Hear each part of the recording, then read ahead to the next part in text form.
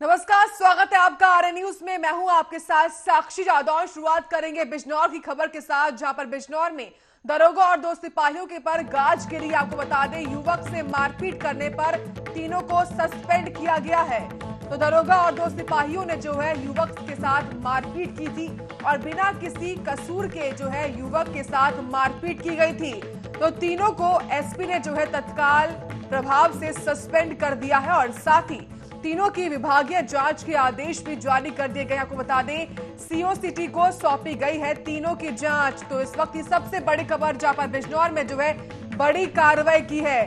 तो एसपी ने जो है तत्काल प्रभाव से तीनों को सस्पेंड कर दिया है। बता दें आपको, सीओ सिटी को जो है तीनों की जांच की रिपोर्ट जो है वो सौंपी गई थी, जिसके बाद तीनों को विभागीय जांच के आदेश दे दिए गए हैं। तो सीओ सिटी को तीनों की जांच सौंपी गई थी, इसके बाद ये बड़ी कार्रवाई की गई और फिलहाल तीनों को जो है सस्पेंड कर दिया गया है। तो इस वक्त की बड़ी खबर बिजनौर से आपके सामने है, जहां पर दरोगा और दो सिपाहियों पर जो है गाज गिरती हुई सामने आई है। तो फिलहाल दरोगा और दो सिपाहियों को जो है निलंबित कर दिया गया है। को बता दें, युवक से मारपीट करने पर जो है इन तीनों के खिलाफ जो है सस्पेंशन किया गया है। तो दरोगा और दो सिपाहियों ने जो है युवक के साथ जमकर मारपीट की। तो इसी मामले में जो है फिलहाल इन तीनों को सस्पेंड कर दिया है। तो बिना किसी कसूर के जो है युवक के साथ मारपीट की गई थी और इसी मामले में एसपी ने ये बड़ी कार्रवाई की और फिलहाल तीनों को जो है सस्पेंड कर दिया है। सस्पेंशन का ये पूरा कार्रवाई आपको बता दें फिलहाल की गई है, जहां बिजनौर का ये पूरा मामला आपके सामने है।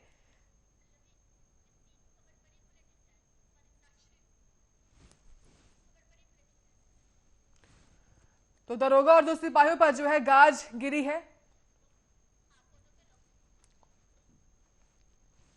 तमाम जानकारी के साथ संवाददाता लोकेंद्र। लोकेंद्र, सबसे पहले बताइए पूरा मामला क्या था? मैं आपको बता दूं, इसमें मामला ये था, एक प्रेम प्रसंग के मामले, लड़का लड़की घर से फरार हो गए थे। तो उसी के चलते एक किसी शक के आधार पर एक कपिल नाम के पे उन्होंने मुकदमा दर्ज कराया था। मुकदमा दर्ज में उसके दोस्त को, वो हरिद्वार में काम करता था, तो उसके घर को ने सोचा कि इसके दोस्त ने उन्हें पनाह दी है, मतलब रात को रुकाया है अपने कमरे पर हरिद्वार में।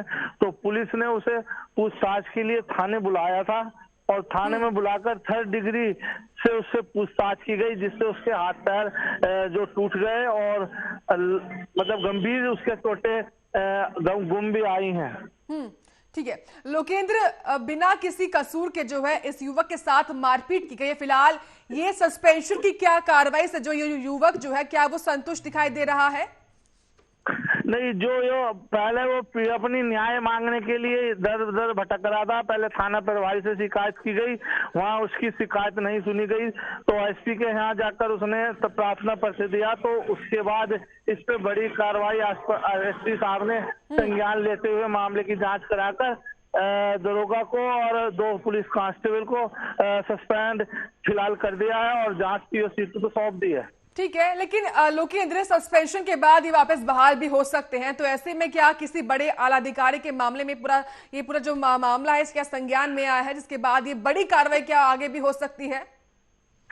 नहीं, बिल्कुल, क्योंकि संतुष्ट इसमें जो पीड़ित पक्ष है वो संतुष्ट नहीं दिखाई दे रहा है इसी से कि वे सस्पेंड हुए हैं। इससे कोई संतुष्टि उसे नहीं हुई। उसने आला अधिकारी को भी शिकायत की है, जिससे जांच इसमें सीओ सिटी इसमें जांच अधिकारी बनाए गए हैं, वो जांच तक कर रहे हैं। जो भी चीज सामने आएंगे निकल के, उसके बाद इन पर कार्रवाई की जाएगी फिर बाद में। ठीक है लोकेंद्र, फिलहाल जो ये तीनों जो है दरोगा और सिपाही, इनको देखते हुए सीओ सिटी को जो है जांच सौंपी गई है। ऐसे में कब तक जांच हो सकती है और क्या कुछ सामने आ सकता है, उसको लेकर क्या कुछ जानकारी आपके पास? नहीं, हमारी सीओ साहब से बात हुई थी, तो सीओ साहब ने हमें बताया कि हम जांच इसकी 2-3 दिन में पूर्ण कर लेंगे और उसके बाद हम उसके आपको बताया जाएगा। इससे पहले अभी हम जांच कर रहे हैं, जांच में हम नहीं बताएंगे, लेकिन 2-3 दिन में उन्होंने जांच करने का पूरा आश्वासन दिया है। ठीक है, लेकिन लोकेंद्र, मामला क्या था, किस वजह से जो है इन तीनों ने इस युवक को पकड़ा और 3rd डिग्री टॉर्चर दिया? ये मामला ये था, प्रेम प्रसंग के चलते युवती युवक घर से फरार हो गए थे। तो ये एक उसका दोस्त जिसपे इनसे शक था इनके परिवार का, जिसके खिलाफ मुकदमा लिखवाया गया था कपिल नाम के, तो उसका ये दोस्त है, हरिद्वार में ये फैक्ट्री में काम करता है।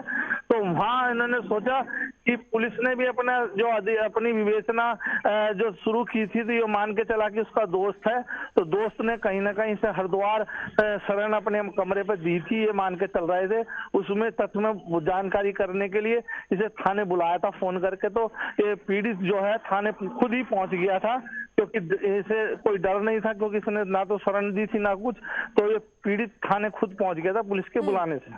ठीक है, लेकिन लोकेंद्र, ये जो दरोगा और 2 सिपाही, इनके क्या कुछ नाम है? क्या पहले भी इन पर ऐसे आरोप लगे हैं?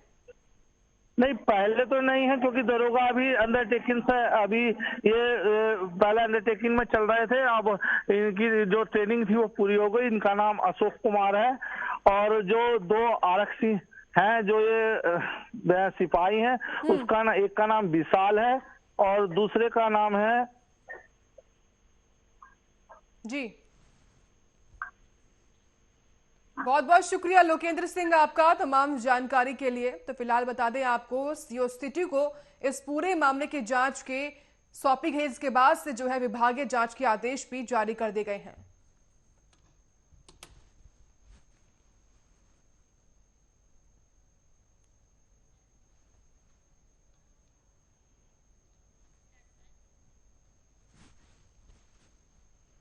वही बात अब उत्तराखंड की, जहां उत्तराखंड के चमोली में ग्लेशियर फटने के हादसे में जान गंवाने वालों की संख्या 38 पहुंच गई है। ताजा जानकारी के अनुसार शुक्रवार को 2 और शव बरामद किए गए हैं। इसके साथ ही अलग अलग स्थानों से कुल 38 शव बरामद किए गए हैं। इनमें से 11 शवों की पहचान की जा चुकी है और वहीं अभी 27 लोगों की जो पहचान है होनी बाकी है। बता दें कि छठे दिन भी तपोवन सुरंग में रेस्क्यू ऑपरेशन लगातार जारी है और वहीं अब सुरंग में फंसे लोगों के जिंदा होने की उम्मीद भी खत्म होती ही जा रही है। लेकिन आपको बता दें, अभी 27 लोग ऐसे हैं जिनकी पहचान होनी बाकी है और लगातार 38 शव फिलहाल बरामद हो चुके हैं। आपको बता दें, छठे दिन भी लगातार रेस्क्यू ऑपरेशन फिलहाल उत्तराखंड के चमोली में किया जा रहा है। तो लगभग 1 हफ्ता होने जा रहा है जहां पर पिछले रविवार को जो है ये पूरी घटना घटी थी, जहां पर लगातार उत्तराखंड में त्रासदी को देखते हुए रेस्क्यू ऑपरेशन फिलहाल किया जा रहा है। आपको बता दें, तमाम एसडीआरएफ, एनडीआरएफ, स्नीफर डॉग्स, तमाम जो है इस पूरे मामले में रेस्क्यू ऑपरेशन करने में तमाम टीमें जो है वो जुटी हुई हैं। ऐसे में लगातार सवाल भी खड़े हो रहे हैं कि आज जो अभी भी लोग फंसे हुए हैं, क्या वो जिंदा हैं या फिर किस कंडीशंस में हैं। इसको लेकर जो है फिलहाल अभी तक उम्मीदें ही लगाई जा रही हैं। तो फिलहाल बता दें आपको, 38 शव जो है वो बरामद हो चुके हैं और लगातार छठे दिन भी रेस्क्यू ऑपरेशन जो है वो किया ही जा रहा है।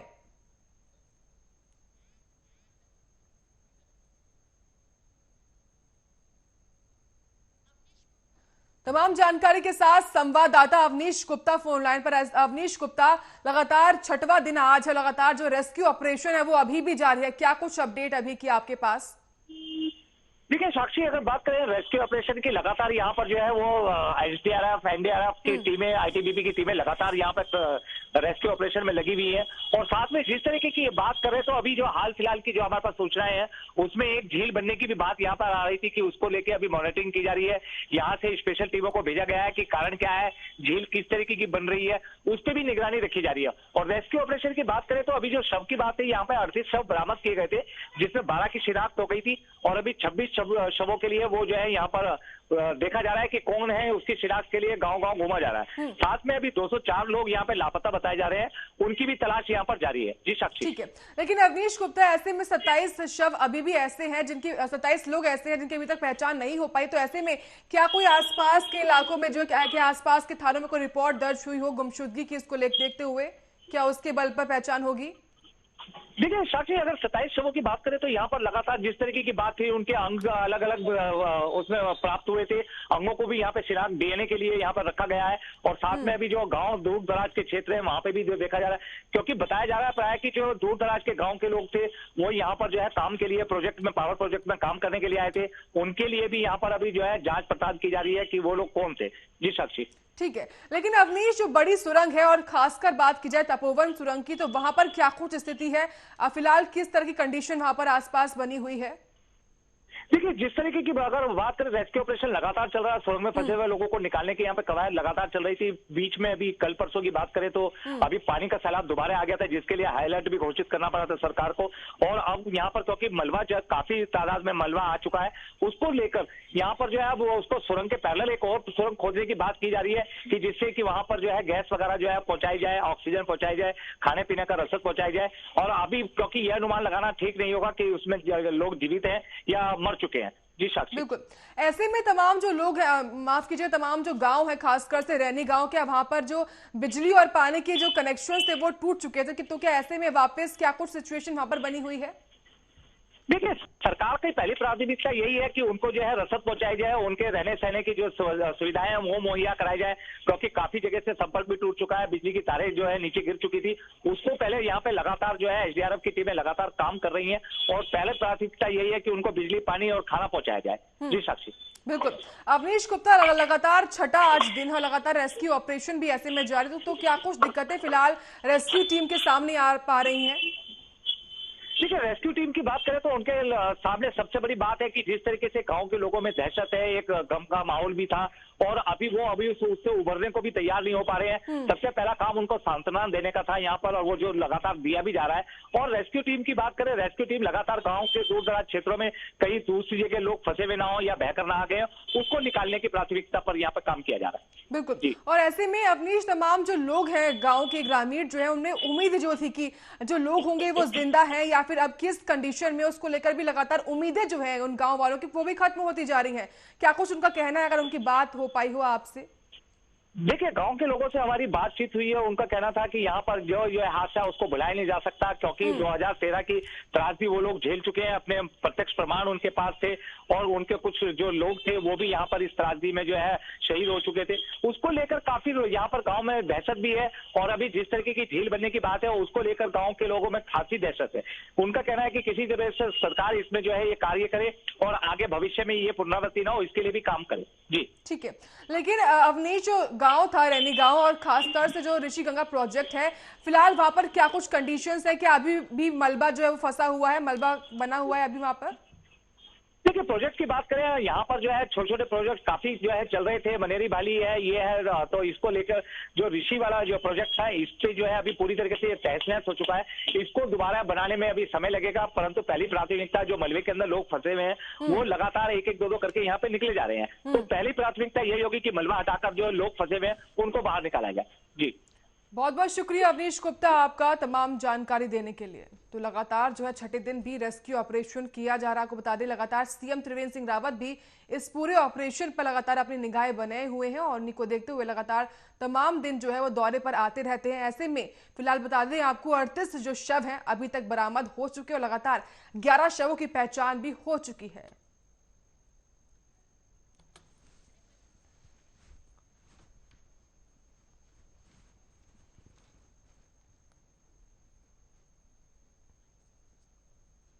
वहीं सरकारी तेल कंपनियों की ओर से लगातार 5वें दिन भी पेट्रोल और डीजल की कीमतों में इजाफा हुआ है। लगातार 5 दिन दाम बढ़ने के बाद दिल्ली में पेट्रोल 30 पैसे और डीजल 36 पैसे महंगा हुआ है।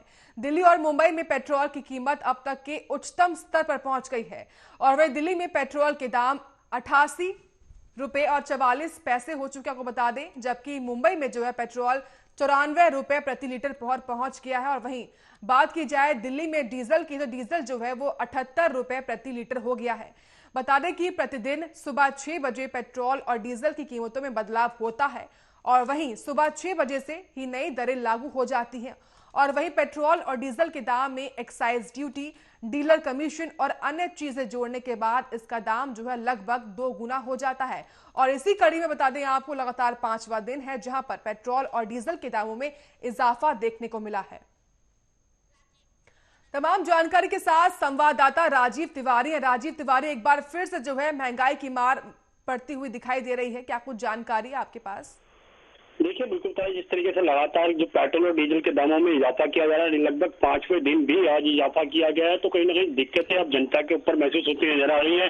क्योंकि जिस तरीके से पेट्रोल और डीजल के दाम बढ़ रहे हैं, उससे साफ जाहिर है और जो दिनचर्या होता है, यानी कि जो सब्जी हो गई, दूध हो गई, इन चीजों पर भी अपने आप दाम बढ़ जाते हैं। क्योंकि जिस तरीके से ट्रांसपोर्टेशन के द्वारा ही सारी चीज व्यवस्था चलती है, और कहीं ना कहीं ट्रांसपोर्टेशन महंगा हो जाएगा तो कहीं ना कहीं और ज्यादा चीजें महंगी हो जाती है, तो उसकी वजह से आम जनता की जो थाली है उस पर असर पड़ता नजर आ रहा है, और कहीं ना कहीं थालियों से खाना गायब होता नजर आ रहा है। क्योंकि जिस तरीके से लगातार महंगाई बढ़ रही है, तो कहीं ना कहीं दिक्कतें जनता के ऊपर आ रही है, जनता परेशान होती नजर आ रही है, और सरकार की तरफ से कोई भी ऐसी कार्रवाई नहीं की जा रही है जिससे जनता को राहत मिल सके। जी बिल्कुल राजीव, बिल्कुल 5वां दिन है लगातार। जो तमाम हाउस होल्ड्स होंगे, तमाम जो ट्रांसपोर्टर्स होंगे, उनमें भी काफी रोष होगा लगातार बढ़ते दामों को लेकर। क्या कुछ आपकी बात हुई हो उनसे? तो देखिए बिल्कुल, जिस तरीके से बात करें ट्रांसपोर्टेशन की, और जो उनके ट्रांसपोर्टेशन चलाने वाले अधिकारी हैं उनसे बात जो हुई है, वो उनका कहना है कि जिस तरीके से पेट्रोल और डीजल के दामों में इजाफा किया जा रहा है, उससे सरकार तो अपने आप पेट्रोल और डीजल के दाम बढ़ा देती है, मगर उसके जो असर जनता के ऊपर पड़ता है वो कहीं ना कहीं नजर आता है। क्योंकि जिस तरीके से ट्रांसपोर्टेशन महंगा होता है, तो उनकी वजह से और जो चीजें महंगी हो जाती है, और कहीं ना कहीं जनता का जो गुस्सा है वो ट्रांसपोर्टेशन या फिर दुकानदार के ऊपर झेलना पड़ता है। क्योंकि दुकानदार कहता है कि जी हमारे को क्या पता, ये हमारे को आगे से जिस तरीके से महंगा आ रहा है तो आगे से बेचना भी पड़ेगा जिस तरीके से। मगर कहीं ना कहीं जनता जो परेशान है, वो जनता सरकार से एक उम्मीद करती है कि सरकार उनके लिए कुछ बेहतर सुविधाएं लेके आए। मगर जिस तरीके से लगातार जो महंगाई बढ़ रही है, यानी पेट्रोल डीजल के दाम के द्वारा और चीजों को जो असर पड़ रहा है, वो कहीं ना कहीं जनता को खलता नजर आ रहा है। जनता कहीं ना कहीं सरकार से उम्मीद करती है, और सरकार से यही चाहती है कि महंगाई की जो मार है वो कम से कम जनता पर पड़े। मगर देखना होगा जिस तरीके से लगातार सरकार जो है वो बजट पेश कर रही है, या फिर और जो बजट पेश किया गया निर्मला सीतारमण जी के द्वारा, उन्होंने भी कहा कि बजट आने वाले समय के अंदर उन लोगों को फायदा होगा। मगर ये फायदा आने वाले समय में जरूर हो सकता है, मगर अभी की जो स्थिति है वो कहीं ना कहीं जनता को परेशान करती नजर आ रही है। जी बिल्कुल बिल्कुल राजीव, लगातार जनता जो है लगातार सरकार से उम्मीद भी कर रही है, लेकिन ऐसे में केवल दिल्ली ही नहीं, तमाम ऐसे राज्य चाहे वो मुंबई हो, तमाम राज्यों में जो लगातार पेट्रोल और डीजल के दाम बढ़ रहे हैं। ऐसे में क्या कुछ वजह सामने आ पा रही है दाम बढ़ने की? देखिए बिल्कुल, जिस तरीके से लगातार पेट्रोल और डीजल के दामों में इजाफा किया जा रहा है, तो उससे कहीं ना कहीं जनता परेशान है। मगर जनता यही चाहती थी कि सरकार कुछ बड़े कदम उठाए और ताकि जनता को राहत मिल सके, मगर अभी कोई राहत मिलती नजर नहीं आ रही, और जनता कहीं ना कहीं परेशान है। और सरकार से उम्मीद है कि सरकार शायद कुछ आने वाले समय के अंदर कुछ अच्छा और बेहतर करे, ताकि जनता जिससे महंगाई की मार जो है वो कम से कम पड़े। मगर अभी तक ऐसा कोई आसार नहीं मिल पा रहे जिससे जनता कहीं ना कहीं सरकार की जो उम्मीद है या सरकार से जो उम्मीद कर रही है वो पूरी होती नजर आए। मगर जनता की थाली से जरूर खाना गायब होता नजर आ रहा है। जी बिल्कुल, लेकिन क्या राजीव, दिल्ली एनसीआर जो दिल्ली से सटे हुए जो शहर है, गाजियाबाद, नोएडा, क्या वहां पर भी इसका असर देखने को मिल रहा है? देखिए बिल्कुल बताइए, जिस तरीके से लगातार पेट्रोल डीजल के दामों में इजाफा किया, चाहे वो दिल्ली हो या मुंबई हो या फिर यूपी हो या फिर पंजाब हो, सभी जगह पर वो असर पड़ता है। क्योंकि जिस तरीके से लगातार पहले सरकार ने टैक्स के द्वारा बजट के अंदर जो 2.5 रुपए और 4 रुपए की इजाफा किया था, उसके बाद में कंपनियां अपना रेट बढ़ा रही है। कहीं ना कहीं रोज प्रतिदिन 30 पैसे, 40 पैसे, 80 पैसे, इस तरीके से जो इजाफा किया जा रहा है वो कहीं ना कहीं जनता के बिल्कुल पड़ता नजर आ रहा है। जनता कहीं ना कहीं परेशान है, चाहे वो यूपी की जनता हो या फिर दिल्ली की जनता हो या फिर चाहे पंजाब की जनता हो या फिर मुंबई की जनता हो, जनता बिल्कुल परेशान होती नजर आ रही है। और जो महंगाई की मार उनके ऊपर पड़ रही है उससे राहत चाहती है, मगर जनता को अभी राहत मिलती नजर नहीं आ रही है। जी बिल्कुल राजीव, और ऐसे में पेट्रोल और डीजल के दामों में जो है एक्साइज ड्यूटी, डीलर कमीशन, तमाम चीजों को जो है जोड़ दिया जाता है, और इसको देखने के बाद जो है तमाम जो दाम है वो भी बढ़ जाते हैं। देखिए बिल्कुल, जिस तरीके से एक्साइज ड्यूटी की बात करें या फिर जो राज्य सरकार के टैक्स है या फिर केंद्र सरकार के टैक्स है या कंपनी चार्जिंग है, जो भी इनमें पड़ता है वो कहीं ना कहीं सबका प्रॉफिट होता है। मगर राज्य सरकारें चाहे तो कहीं ना कहीं थोड़ा बहुत राहत दे सकती हैं, क्योंकि वो अपने टैक्स में कुछ कम कर सकती हैं। मगर इस तरीके से सरकारें कोई भी सुन नहीं रही है, चाहे वो राज्य सरकार हो या फिर केंद्र सरकार हो या फिर कंपनियां हो, सभी अपना अपना प्रॉफिट देख रहे हैं, मगर जनता को प्रॉफिट नजर नहीं आ रहा है। जनता अपनी परेशान है, जनता को कहीं ना कहीं राहत चाहिए, चाहे वो दूध खरीद रहा हो या फिर सब्जियां खरीद रही हो। पहले वो 1 किलो से गुजारा करते थे, आज वो आधा किलो या 250 ग्राम से गुजारा करना पड़ रहा है। तो सीधा सीधा मतलब यही समझ में आता है कि जनता की थाली से खाना गायब हो रहा है, और सरकार को उसमें कड़े कदम उठाने चाहिए। मगर सरकार की तरफ से ऐसे कोई भी राहत की सांस नहीं है जिससे थाली का खाना गायब ना हो सके। जी बहुत बहुत शुक्रिया राजीव कुमार तिवारी आपका तमाम जानकारी देने के लिए। तो दिल्ली में लगातार 5वें दिन जो है पेट्रोल और डीजल के दाम बढ़े हैं, जहां पर पेट्रोल 30 पैसे और डीजल 36 पैसे महंगा हो चुका है।